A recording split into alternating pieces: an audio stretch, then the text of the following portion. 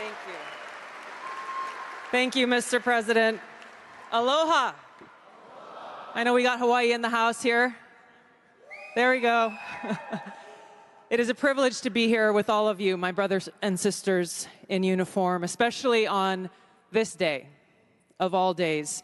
I had the privilege of joining President Trump this morning at Arlington Cemetery, where he joined two Gold Star families and loved ones of Staff Sergeant Hoover and Sergeant G, both of whom were two of the 13 killed in the Abbey Gate attack 3 years ago today in Kabul. And I can tell you, as we were there, as he laid a wreath at the tomb of the unknown soldier, joining these Marines' loved ones, I felt the sorrow that he shared with them in their loss.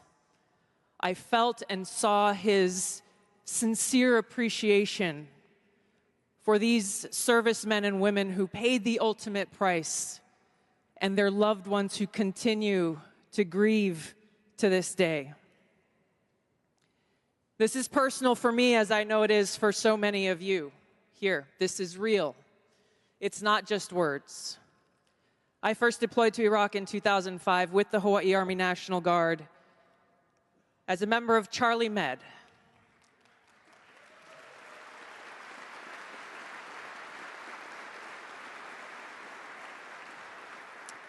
As those of you who were deployed during that time know, it was the height of the war, and sadly, we took many casualties. And every day we were confronted with that high human cost of war and that sadness as we boarded the plane when we left, that we were leaving some of our brothers and sisters behind, only to lose others when we got home to suicide. So I mean what I say when I share with you that I know that President Trump understands the grave responsibility that a president and commander-in-chief bears for every single one of our lives. Whether you're a soldier, you're an airman, a Marine, sailor, or a coastie, he keeps us in his heart in the decisions that he makes. We saw this through his first term in the presidency, when he not only didn't start any new wars, he took action to de-escalate and prevent wars. He exercised the courage that we expect from our commander-in-chief in exhausting all measures of diplomacy, having the courage to meet with adversaries, dictators, allies, and partners alike in the pursuit of peace, seeing war as a last resort. The truth is, as we head towards our decision as a country in November, the same cannot be said about Kamala Harris.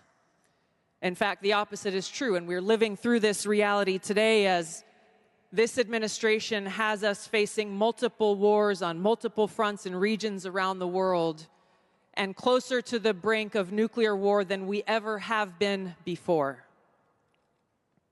This is one of the main reasons why I'm committed to doing all that I can to send President Trump back to the White House, where he can once again serve us as our commander-in-chief.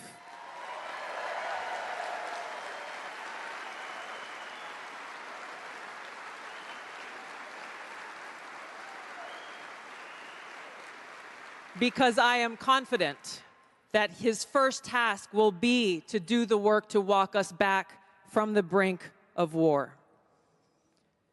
We cannot be prosperous unless we are at peace.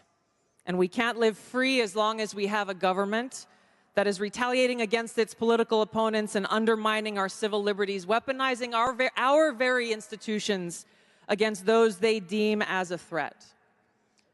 Kamala Harris has done this over the last 3.5 years. She won't hesitate to continue that if she is elected as president. President Trump has been their first and foremost target in this because they don't want us as voters to even have the option to vote for him. I've been their most recent target, added to a secret domestic terror watch list after exposing the truth about what kind of dangers we would face if Kamala Harris is elected as president. We as Americans must stand together to reject this anti-freedom culture of political retaliation and abuse of power. We can't allow our country to be destroyed by politicians who will put their own power ahead of the interests of the American people, our freedom, and our future.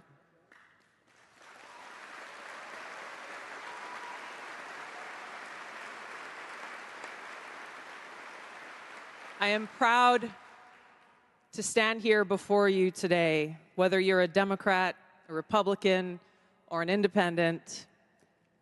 If you love our country, as I do, if you cherish peace and freedom as we do, I invite you to join me in doing all that we can to save our country and elect President Donald J. Trump and send him back to the White House to do the tough work of saving our country and serving the people. Thank you very much. Thank you very much, Mr. President.